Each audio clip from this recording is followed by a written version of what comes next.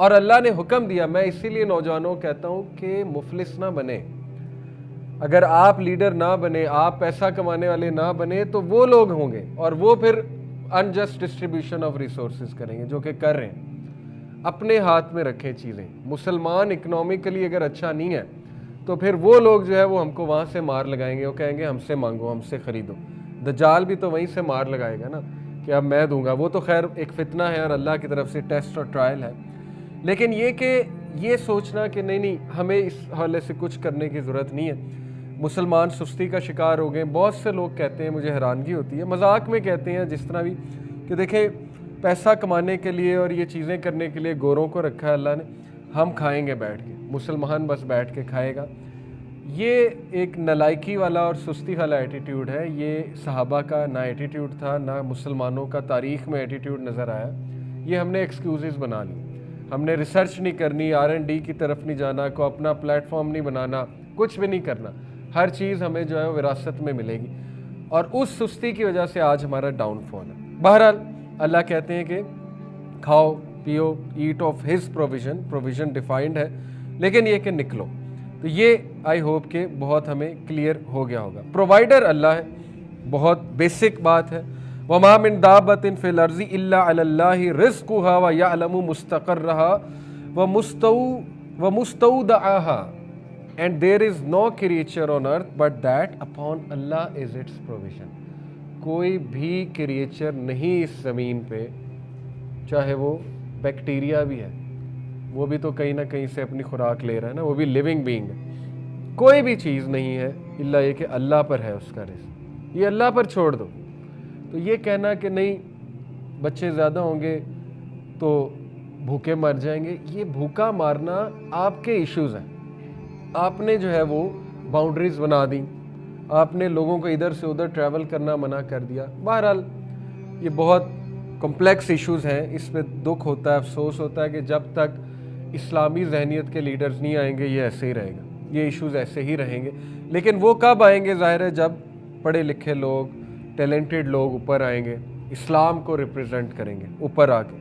تو کوئی بھی کریچر نہیں ہے جس کو جو دنیا پر ہو, لیکن یہ کہ اللہ کے باؤنڈنگ ہے, اللہ اسے رزق دے, اور اللہ جانتا ہے it's place of dwelling and place of storage.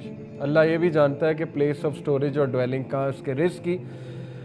کل فی کتاب مبین, سب کا سب لکھا ہوا ہے ان اے کلیئر رجسٹر, لکھ دیا ہے اللہ نے, لیکن ایفرٹ آپ نے کرنی.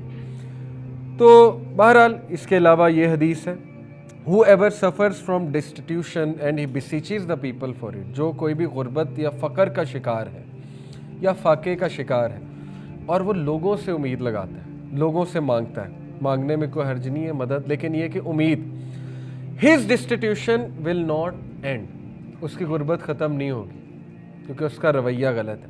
and whoever suffers from destitution and he beseeches Allah for it, Allah will send provisions for him sooner or later.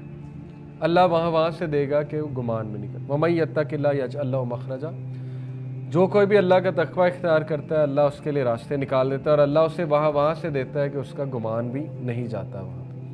بات ہے توکل کی, اللہ سے امید لگانے کی, اللہ کو پہچاننے کی, اور تھوڑا سا ہاتھ پیر مارنے کی اور اپنا ذہن لڑانے کی.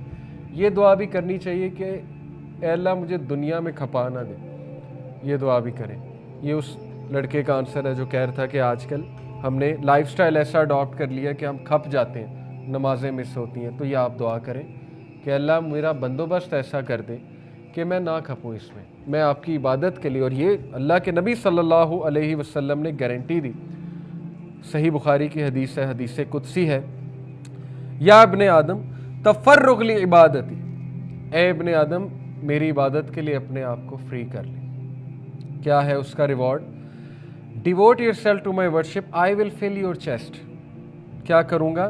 میں تیرے صدر کو, تیرے سینے کو غنی کر دوں گا, فلفل کر دوں گا, کنٹینٹمنٹ دے دوں گا, غنا دے دوں گا. غنا ایک بہت بڑا کنسیپٹ ہے. غنا ایک ریوارڈ ہے اللہ کی طرف سے جو نازل ہوتا ہے. غنا سے مراد ہے تو سیٹسفائی ہو جائے گا, پہلی بات. دوسری بات, اور will alleviate your poverty, اور میں تیری غربت کو ختم کر دوں گا.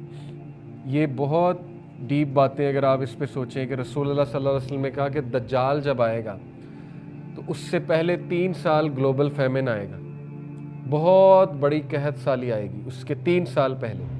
اللہ کے نبی صلی اللہ علیہ وسلم نے کہا کہ اس دور میں سبحان اللہ و بحمدہ سبحان اللہ العظیم کافی ہے تمہیں، یا غالباً سبحان اللہ والحمد للہ ولا الہ الا اللہ واللہ اکبر، اس میں مجھے تھوڑا سا ہے وہ، لیکن آپ چیک کر لیجئے گا، ان میں سے کوئی ایک ذکر ہے۔ کہا یہ ذکر کافی ہے تمہارے لیے، کافی سے مراد ہے بھوک بھی ختم کر دے گا، رزق کی طرح۔ ایک صحابی آئے رسول اللہ صلی اللہ علیہ وسلم کے پاس، غربت کی شکایت کی، ان کو بھی یہی ذکر بتایا، ان میں سے ایک غالباً سبحان اللہ و بحمدہ۔ کچھ عرصہ بعد وہ صحابی آئے، شکایت کہتے ہیں میری ختم ہو گئی۔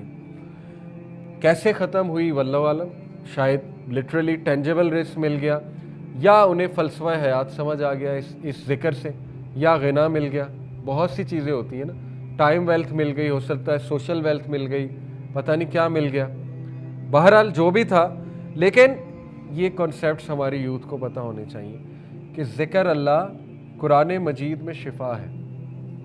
ابھی ریسنٹلی ایک پینل ڈسکشن پہ میں تھا، وہاں پہ ایک بہت ماشاءاللہ ٹاپ لیول کی گورنمنٹ امپلائی آئی ہوئی تھی، انہوں نے اپنی بیٹے کی سٹوری سنائی، تھوڑی سی بات میں نے کی، میری بات کو کنٹینیو کیا انہوں نے کہا قرآن مجید کے شفا والے اثرات میں نے اپنے بیٹے پہ دیکھے۔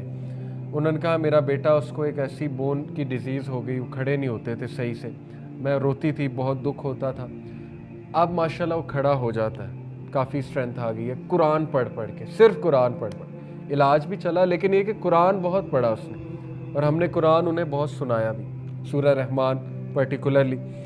تو اس میں کوئی دوسری رائے نہیں ہے کہ قرآن مجید جہاں پڑھا جاتا ہے، اور جو قرآن کو بہت پڑھتا ہے تو اللہ اس کے میٹرز کو اس طرح سے سالو کرا رہا ہوتا ہے کہ وہ سوچ بھی نہیں سکتا، پتہ نہیں کہاں سے کوئی مددگار آ جاتا ہے اللہ کی طرف سے، اور وہ کہتا ہے اچھا تمہارا یہ کام میں کرا دیتا ہوں، تمہارا یہ مسئلہ میں حل کرا دیتا ہوں۔ اس لیے یہ توکل کی باتیں، یہ یقین کی باتیں جو کہ اللہ نے گارنٹی دی کہ تو اپنے آپ کو میری عبادت کے لیے فارغ کر لے، باقی جو ہے وہ مسئلے جو ہے وہ حل ہو جائیں گے۔